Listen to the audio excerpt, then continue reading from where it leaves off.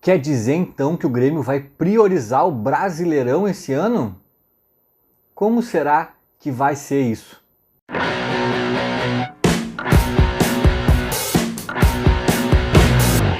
Começando mais um vídeo então, sempre com a força da Esportes da Sorte. Aposte em quem aposta no Grêmio. Tem um link na descrição para mostrar para os apoiadores do Grêmio a nossa força, né, da torcida do Grêmio, e ainda por cima de quebra ganhar uma lata de erva mate de Luiz Soares. Está ali no link, é só clicar que dá para entender o passo a passo.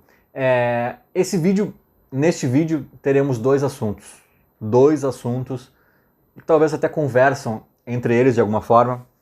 Deixa eu tirar aqui para o meu rostinho ficar mais, né, aparecer melhor. Esportes da Sorte, hein? Link tá aqui embaixo, não perde tempo, não sei até quando vai essa barbada aí da lata do Soares. Enfim, recado dado, os dois assuntos são os seguintes. O primeiro, é até engraçado, até estranho falar disso e é importante que vocês ouçam a tese até o fim, porque se eu ouvir só o título, só a chamada, pode parecer loucura. Mas quais são os perigos de se ganhar um gauchão? Existem, e eu posso provar. E o outro assunto é pegando o gancho da coletiva do Renato, né, depois do título do Hexa Gaúcho ali, ele fala, acho que até foram os guris ali, acho que o Gabriel da Copeiro TV, que pergunta o que ele prefere, né? O que ele prefere ganhar esse ano? E ele menciona sem titubear, até achei que o Renato ia dar uma volta, falar que tem que disputar tudo, aquela coisa toda. Ele deixa claro que ele pretende, que ele se pudesse escolher, escolheria o Brasileirão, que é um título que ele não tem ainda e tal, e coisa e tal. Claro que daí ele faz a vírgula, né? Mas óbvio que nós vamos disputar todos, né? Querendo ganhar todos e tal. Todos, no caso, é mais a Copa do Brasil, né? Só. E tudo bem, beleza. Tá ali o discurso. Aí isso já gerou um monte de matéria e de comentários e opiniões ali no sentido de que, será que o Grêmio finalmente vai priorizar o Brasileirão, vai focar nessa competição e tal? Tem muito torcedor que eu acho que se alinha com o Renato também, nessa preferência. Eu confesso que eu não sou desses. Mas é que faz tempo que o Grêmio não ganha. Beleza, eu acho meio patético o Grêmio só ter dois brasileirões, assim, né, do tamanho do Grêmio e tudo mais.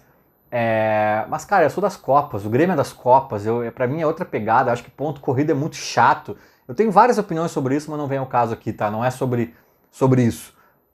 Eu não vou debater aqui a opinião do Renato ou de alguns torcedores, eu vou debater o que eu acho que vai acontecer a partir disso que o Renato falou.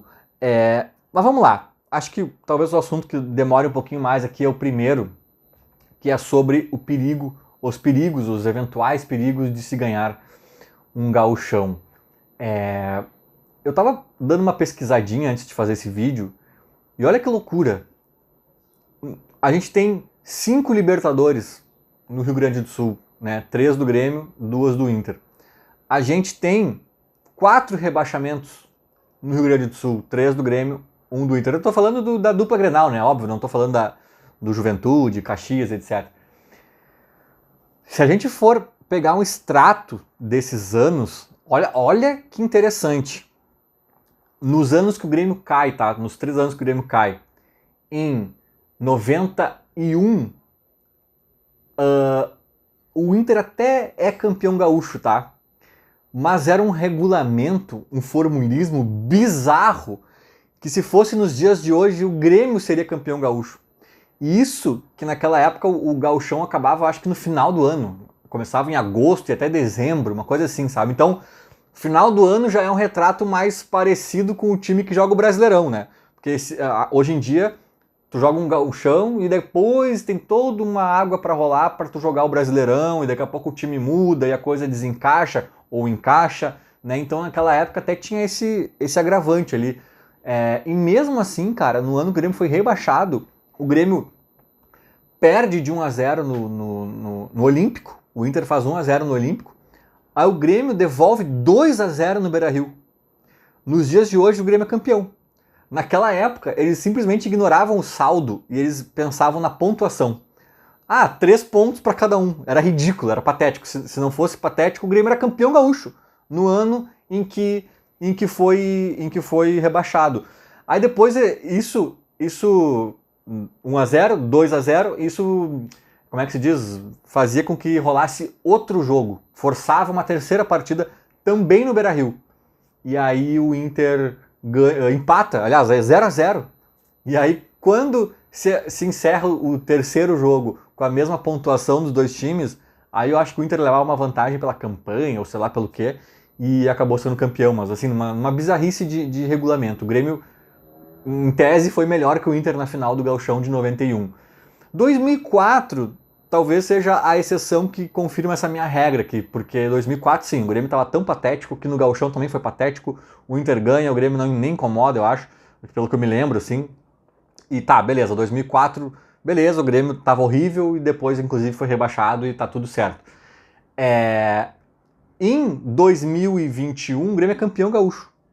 O Grêmio é campeão gaúcho, o Grêmio mantém uma hegemonia no estádio, uma supremacia de grenais e de campeonatos estaduais, assim, campeão gaúcho e é rebaixado. O rebaixamento do Inter, 2016, o Inter é campeão gaúcho. Então tu vê, cara, dos 4, 2 o rebaixado foi campeão estadual e 2 não. Só que tem um que eu expliquei aqui, né, que seria o 3-1 aqui, cara, que o Grêmio é o campeão moral de 91 ali e foi rebaixado. Então, né, tá, comecei a análise por aí. Aí para também não me estender, porque daria para pegar até títulos nacionais e fazer toda uma análise mais complexa, mas para não me estender, vou pegar as Libertadores, que nós temos 5 no estado. Aí a coisa é mais impressionante ainda. Porque eu vou começar com os 2 mundiais, tá? O Grêmio é campeão da América e do Mundial em 83. O Inter é campeão gaúcho de 83. O Inter é campeão da América e do mundo em 2006. O Grêmio é campeão do mundo em 2006. Aí a gente tem o Inter ainda em 2010, campeão da América. O Grêmio é campeão gaúcho de 2010. A gente tem o Grêmio campeão da América de 2017. O Novo Hamburgo é campeão gaúcho, mas faz a final com o Inter. O Grêmio nem chega na final de 2017. E aí aqui dos 5, né, a exceção para confirmar aqui a minha tese, a minha regra, é 95, que o Grêmio é campeão da América e gaúcho, e ainda gaúcho esculachando com o cafezinho, né, o bambuzinho lá. O Grêmio é campeão gaúcho com o time reserva, na verdade, justamente para focar em Libertadores, etc. Então, olha que loucura isso. Olha que loucura. Os times, quando tem anos fracassados de rebaixamento, geralmente vão bem no gauchão, e quando o time tem anos lá na frente de Libertadores, de ganhar título grande, invariavelmente vai mal no gauchão.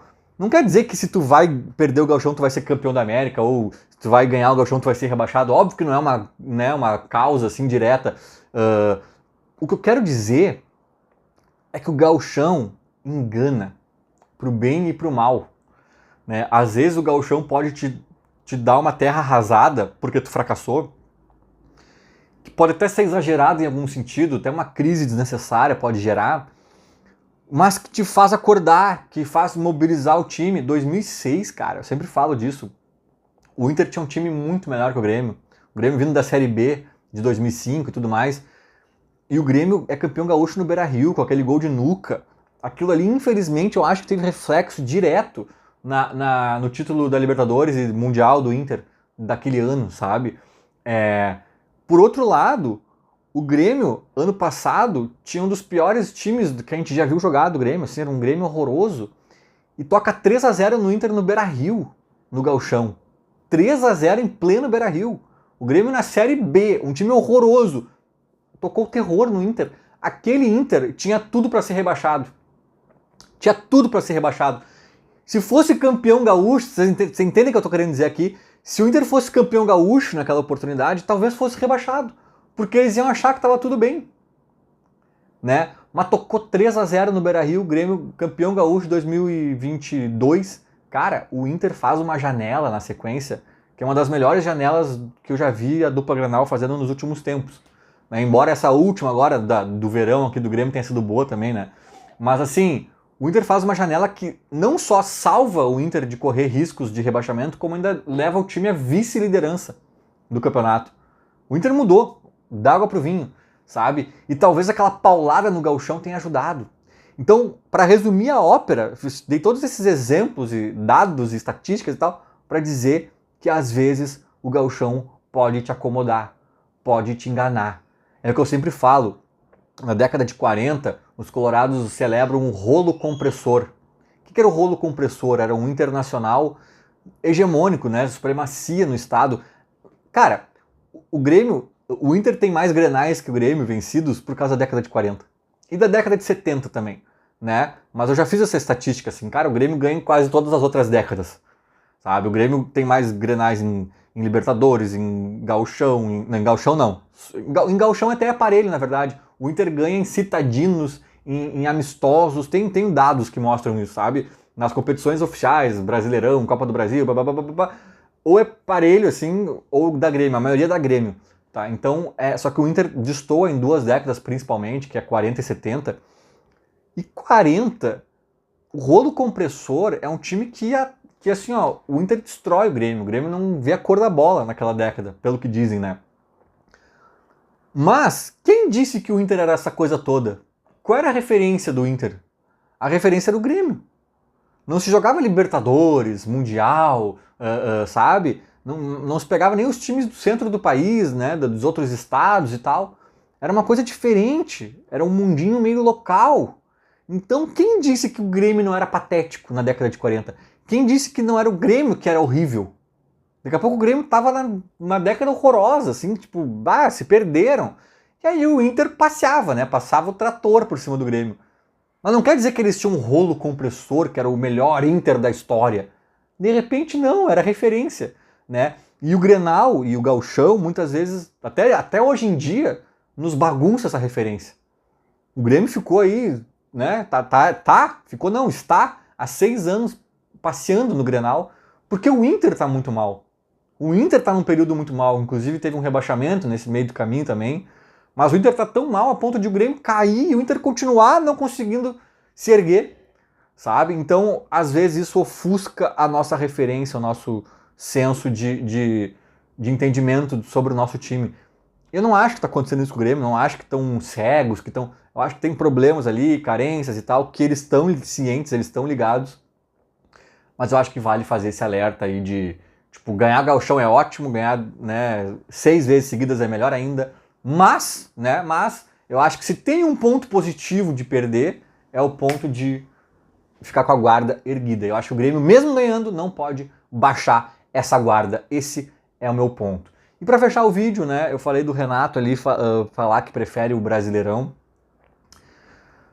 O que vai acontecer na prática? Eu acho que vai acontecer o seguinte na prática. Eu acho que o Renato apenas, pelo menos é o que eu espero, tá?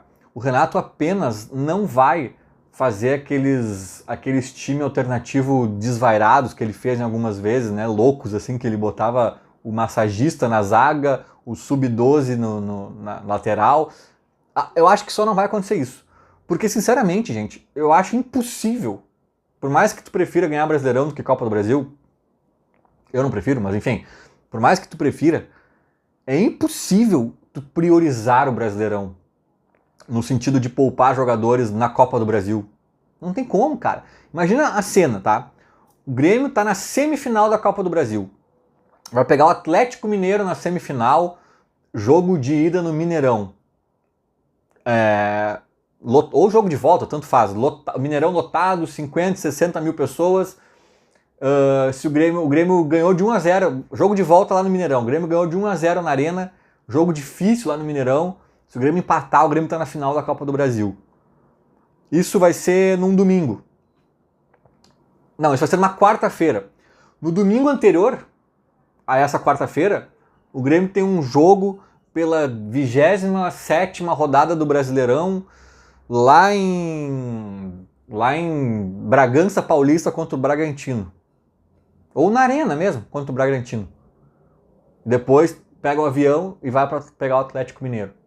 E o Grêmio está em terceiro no Brasileirão, a 3 pontos do líder. Nós vamos botar uma força máxima. Aí tem um jogador que está meio exausto, né, que não está lesionado, mas está naquele limite. Tem outro que está com um pequeno desconforto, mas até dá para jogar. E tem outro que não sei o que lá. Tu vai botar esses caras domingo contra o Bragantino, cara? Não tem como, velho. Porque assim, Não é uma questão de opção, de escolher uma competição ou outra, é questão conceitual. E não é um conceito da minha cabeça, é um conceito dos regulamentos, do formato das competições. A Copa é pá e pum. A Copa é literalmente todo jogo é uma final. O ponto corrido é mais ou menos. Tu pode perder um jogo de 9-0 e ser campeão. Depois tu recupera, e tu recupera mesmo. Sabe? Eu sei que, claro que todo jogo é decisivo, eu sei que tem toda essa teoria, mas cara, tu pode tropeçar contra o Bragantino botando um time misto, ou pelo menos poupando algumas peças ali estratégicas e tal, e ser campeão brasileiro ainda. Agora, lá em BH, tu não tem margem pra rateada. Não tem margem, tomou 2-0, tá fora. Entende? Então, não é que tu prefira a Copa do Brasil quando quando tu privilegia ela nessa estratégia do dia a dia, ali, da semana a semana, do jogo a jogo. É que, cara, ela te exige coisas diferentes. Tu vai ter que dar pra ela coisas diferentes. Né? Eu sei que é complicado, eu sei que o elenco do Grêmio precisa ser melhorado até pra ajudar nesse jogo aí que vai ser necessário, né? De daqui a pouco ter uns 15 titulares, assim, né? Pra conciliar e tal. Eu sei de tudo isso. Mas, cara, eu acho que o Renato manifestar essa preferência vai fazer com que ele poupe menos, talvez, vai fazer com que ele tenha alguns cuidados diferentes, mas eu acho que na hora que o caldo entornar, cara, ele vai ter que poupar no Brasileirão. E aí eu acho que ele vai botar time misto, vai fazer umas poupadas mais civilizadas. Ele não vai botar aqueles times que a gente nem conhecia os caras, né? Os 11 jogadores, assim, não era nem time B nem C, era o time alternativo que chamavam, sabe? Acho que isso ele não vai fazer, já que ele tá de olho nesse Brasileirão. Mas eu acho que algumas poupadas vão acabar caindo no Brasileirão e isso é inevitável, pelo menos na minha cabeça. Feito, era mais ou menos isso. Falou, abraço.